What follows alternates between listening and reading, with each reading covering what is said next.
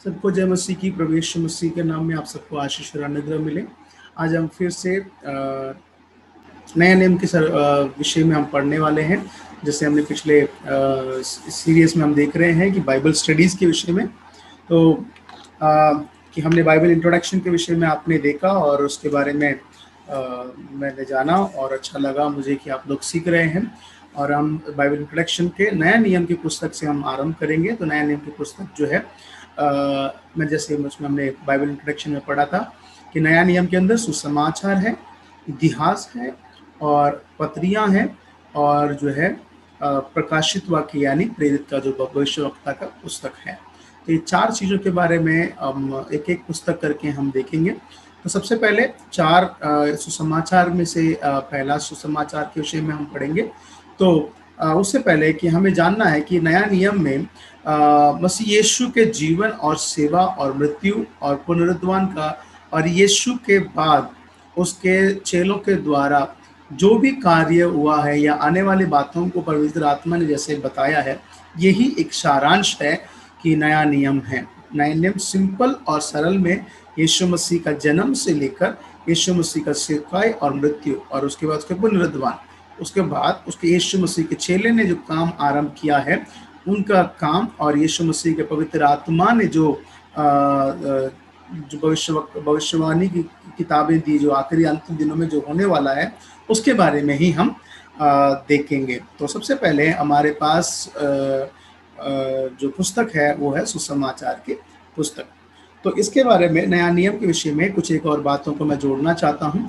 जैसे कि नया नियम के अंदर 27 पुस्तकें हैं और 27 पुस्तकों का जो लिखने का जो समय काल है तो लगभग यीशु मसीह के, अगर हम समय से बात करें, यीशु मसीह के समय से बात करें, वहाँ से 100 या 110 साल के लमसम एक समय का अवधि है जिसमें ये नया नियम की पुस्तक सभी कुछ इसमें के अंदर शामिल किया गया है। दूसरा, इसमें 8 लेखक हैं जिन्होंने इस नया नियम के अंदर काम किया है, जिन्होंने अपने योगदान दिया है। और इसका भाषा जो है यूनानी और आरामाइक भाषा में जो है लिखा गया है। कुछ भागें आरामाइक में हैं और अधिकतर भाग जो है यूनानी भाषा में लिखा गया है। और ये इसका जो नया नियम का जो अनुवाद जो आरंभ हुआ, यानी अनुवाद जो है बाइबल के अनुवाद में से पहला जो अनुवाद जो आरंभ हुआ है वो है नया नियम के अनुवाद, और जो कि उस भाषा में, जो कि लतीन भाषा में नया नियम का अनुवाद का आरंभ किया गया था 3री शताब्दी में। सुसमाचार के विषय में हम देखेंगे। सुसमाचार क्या है? सुसमाचार का शब्द जो है अंग्रेजी में एवेंगलियोन करके एक शब्द है। एवेंगलियोन के शब्द से जो एवेंजलिस्ट और उसके बाद वहाँ से इसका शब्द जो है सुसमाचार यानी प्रचारक का, शुभ संदेश को प्रचार करने वाला एक व्यक्ति के रूप, उस व्यक्ति के दर्जे से इसका शब्द आया। सुसमाचार प्रचार करने वाला व्यक्ति सुसमाचारक करके हम समझ सकते हैं। तो सुसमाचार हम सभी जानते हैं, सुसमाचार जो यीशु मसीह के जीवन और सेवा और अपना हमारे जीवन में किस तरीके से ईश्वर परमेश्वर का उद्देश्य किस तरीके से आया है, इसके विषय में बताते हैं, उसी को हम सुसमाचार कहते हैं। 4 सुसमाचार की पुस्तक है जो एक दूसरे के बारे में या एक दूसरों ने यीशु मसीह के बारे में उन्होंने लिखा है। 4 लोगों ने मिलकर यीशु मसीह के सुसमाचार को लिखा है जो यीशु मसीह ने अपने जीवन काल पर किया था। तो मत्ती, मरकुस, लूका और यूहन्ना, ये 4 लोगों ने अपने यीशु मसीह के जाने के बाद कलीसिया के आरंभ के समय से लेकर जब पवित्र आत्मा ने उन्हें अगुवाई किया, उन्होंने इन पुस्तकों को, इनके सुसमाचार के पुस्तकों को लिखा है। और इस बात से हमें एक चीज मालूम पड़ रहा है, एक व्यक्ति गलती कर सकता है या 2 व्यक्ति गलती कर सकता है, पर 4 लोगों ने मिलकर कई ऐसी घटनाओं को जो यीशु मसीह के साथ जुड़े रहते समय जिन्होंने अपनी आंखों से देखा, जिन्होंने इन बातों को गवाही दी, उसी चीज़ों को हम यहाँ पर देख रहे हैं, जो कि इन अलग अलग लोगों ने जो यीशु मसीह के साथ रहते समय जिन बातों को देखकर, अनुभव कर कर इन बातों को लिख रहे हैं, और वही है ये 4 सुसमाचार के पुस्तक। आइए हम मत्ती रचित सुसमाचार के पुस्तक के विषय में आज हम देखेंगे। मत्ती रचित सुसमाचार पुस्तक, जो कि मत्ती जो एक लेवी भी कहलाता है और चुंगी लेने वाला था, वह 12 चेलों में से एक था। मत्ती जो लेवी भी कहलाता है, जो चुंगी लेने वाला था, और उसको यीशु मसीह ने अपने पास बुला लिया, और वो इस सुसमाचार को उसने लिखा है, और वो एक 12 प्रेरितों में से वो भी एक प्रेरित है, जो कि परमेश्वर ने मत्ती रचित सुसमाचार 10वें अध्याय में जिन्हें चुना था। और इसका लिखने का जो समय, मत्ती ने इसको कब लिखा, उसका समय लगभग माना जाता है 60 से लेकर 65 के ईसा पूर्व, यानी ईसा पूर्व के बाद, यानी ईसा के बाद, ईसा एडी में लिखा गया है। ईसा बाद लगभग 60 से लेकर 65 के उस समय के साल के बीच में इसको लिखा गया है।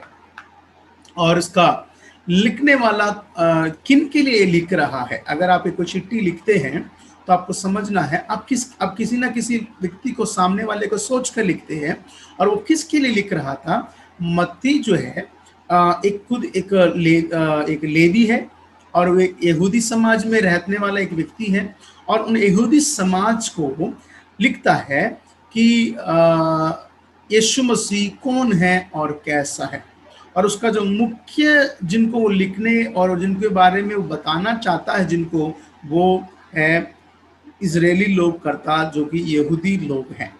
और उसका लिखने का उद्देश्य, या वो किस तरीके से यीशु मसीह को उनको प्रस्तुत करता है, उनको दिखाता है, प्रेजेंट करता है, वो है यीशु मसीह जो है ही मसीहा है, यीशु ही परमेश्वर का पुत्र है, यीशु ही जो दाऊद का संतान है, जिसके बारे में पवित्र शास्त्र में हम देखते हैं।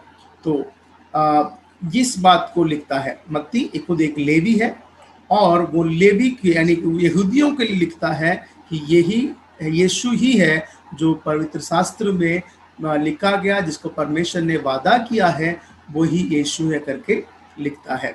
और इसका अगर रूपरेखा के बारे में अगर हम देखें, पहला 2 अध्याय में, मत्ती के पहला 2 अध्याय में यीशु के जन्म और उसके बचपन के बारे में हम देखते हैं, उससे जुड़े घटनाओं के बारे में देखते हैं, और पहला अध्याय में यीशु मसीह के इतिहास के बारे में, उसके जनरेशन के बारे में हम देखते हैं, उनके पूर्वज कौन थे और किस तरीके से यीशु मसीह का आदम से लेकर यूसुफ तक हम देखते हैं कि कैसे उसके जो वंशावली को हम देखते हैं।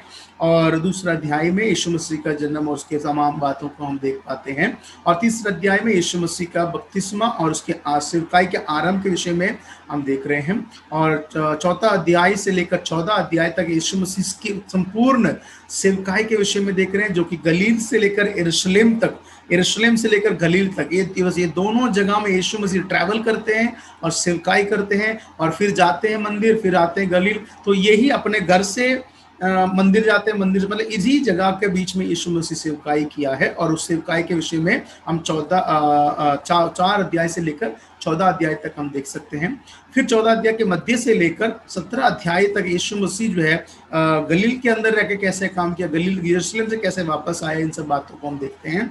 और यीशु मसीह का जो अंतिम सेवकाई है वो हम 17 अध्याय से 18 अध्याय, यानी 14 से लेकर 18 अध्याय के बीच में हम यीशु मसीह के अंतिम सेवकाई के विषय में, अंतिम चेतावनी के विषय में, अंतिम कार्य के विषय में हम देख सकते हैं। और यीशु का जो है 19वें अध्याय से लेकर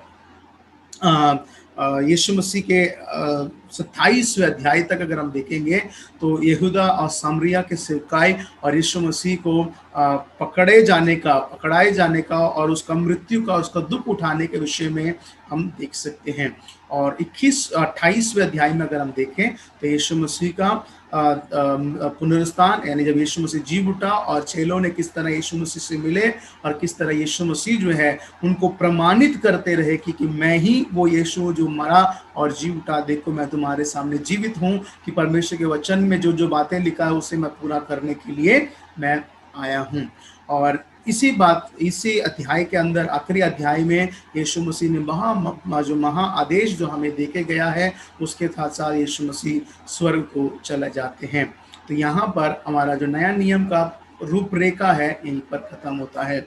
मुझे उम्मीद है कि आपने नया नियम के विषय में इस छोटे से वीडियो के द्वारा आपने सीखा है। प्रभु आप सबको आशीष करें। धन्यवाद।